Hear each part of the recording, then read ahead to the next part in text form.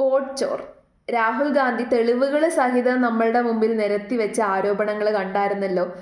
അത് കണ്ണടച്ച് കളയേണ്ട ഒരു വിഷയമായിട്ട് എനിക്ക് തോന്നുന്നില്ല.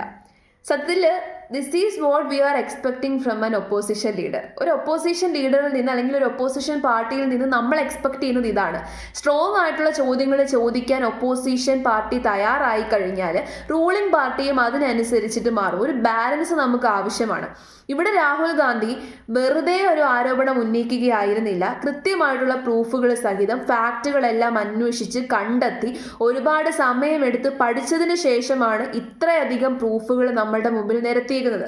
അതിനെ നമ്മൾ കണ്ടില്ലെന്ന് നടിക്കാൻ പാടില്ല. കാരണം ഇവിടെ ചോദ്യം ചെയ്യപ്പെട്ടത് എന്താണെന്നറിയാമോ? നമ്മുടെ ജനാധിപത്യം എന്ന് പറയുന്ന നമ്മുടെ വാല്യൂസിനെയാണ് ചോദ്യം ചെയ്തേക്കുന്നത്.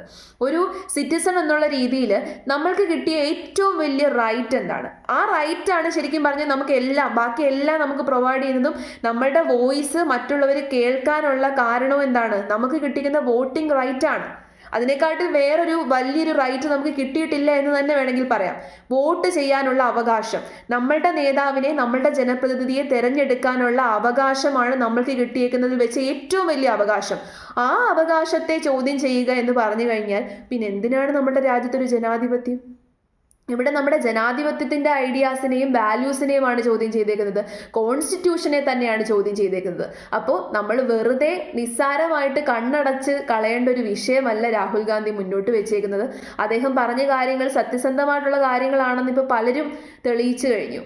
ഒരുപാട് ന്യൂസ് ചാനലുകാർ അതിൻ്റെ പുറകെ നടന്ന് ഏകദേശം അദ്ദേഹം മുന്നോട്ട് വെച്ചിട്ടുള്ള ഫാക്റ്റുകളും തെളിവുകളും ഒക്കെ സത്യമാണ് എന്ന് മനസ്സിലാക്കി കഴിഞ്ഞു. അപ്പോൾ ഇതിനെതിരെ പ്രതികരിക്കേണ്ടത് രാഹുൽ ഗാന്ധി മാത്രമല്ല, ഈ രാജ്യത്തുള്ള എല്ലാ പൗരന്മാരും ഇതിനെതിരെ പ്രതികരിക്കണം.